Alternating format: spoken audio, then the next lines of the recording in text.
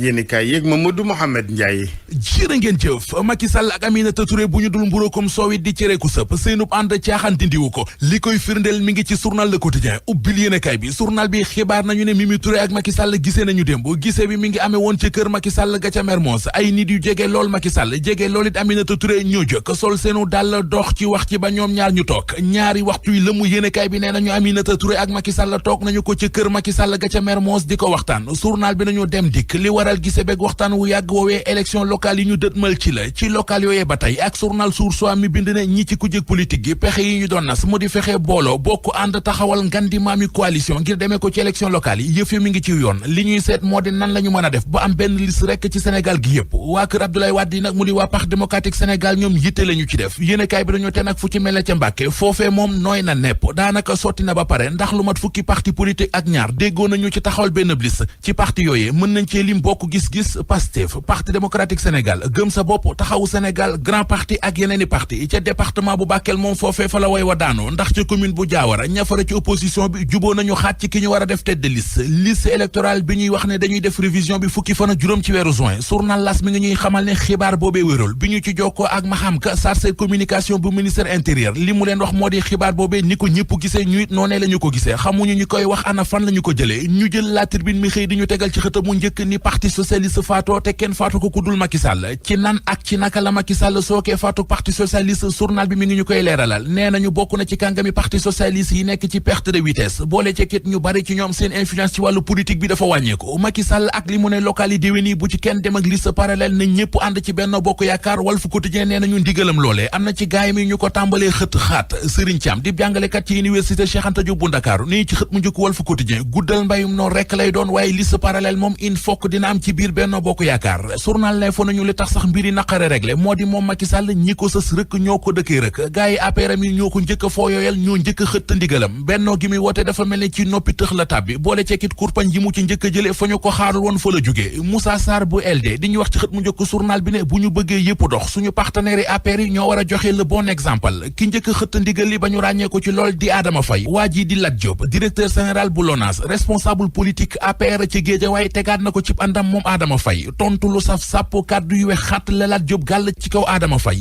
yëral xët mu njëkku leese ko Lat Diop nee na yaa war a wax yaa ñu saf warut a tax kenn di wax lu mu xamul yenn kàddu yu ñaaw yi mënoon naa jóge fu nekk jëm ci Macky Sall ba mu des ci moom Adama Faye ndax ko ëmb sa sutura nga war a mën a ëmb kersam yenn yi bu la ko liberté mayee sax ngor ak gore ak nite waru la ko may Vox Populi nañu Adama Faye mi doon sàllaw lu Macky Sall Lat Diop dal na ci kawam bu baax li bonte ñu koy dund ci réseaux sociaux yi la Sénégal ne nañu état bu Sénégal mi ngi ciy waajal ay matuwaay yu rëy démb ci teewaayu Yankhoba Diattara ministre économie numérique ak télécommunication tàmbali nañu ndajem ñetti fan boo xam ne la ñu cey waxtaane moo di nees def ba jëf yu ñaaw yuy dund ci réseaux sociaux yi ñu jële ko fi dakkal ko ci réew mi moom ministre Yankhoba Diattara laas ne nañu ca ndajama leeral na fa ne li ñuy def ak di ci liggéey amul dara lu mu yàq ci liberté d'expression doomu aadama ministre de la République beneen ci la Sénégal mu di Pape Amadou Ndiaye ministre artisanat transformation du secteur informel yéenekaay bi nañu am ndaje la woote woon ca université Iba Der Thiam bu Kees dajale fa ay ndaw yu bari doon waxtaan ak ñoom ci wàllu emploi des jeunes foofee fa la yëglee moom ministre artisanat ak transformation secteur informel projet bu fukki milliards bu jëm ci defar ay tenue scolaire li nar a leer léegi l'observateur nee nañu moo di mbiri Dieynaba Traoré mu di xale bu jigéen bi ñu fekkoon mu faatu bu yàggul ca filao yi ca Tivaouane Peulh yéenekaay bi wax nañu ne ñaari téléphone yi mu yoroon dox nañu ba fekk leen ci ay vigile yu nekk ca Maris lise ko dëggal xibaar bi ci xëta mu njëkkam ba dolli ñu ci sax ne moom dem si yàlla Dieynaba Traoré démb lañu ko denc ci armeel yu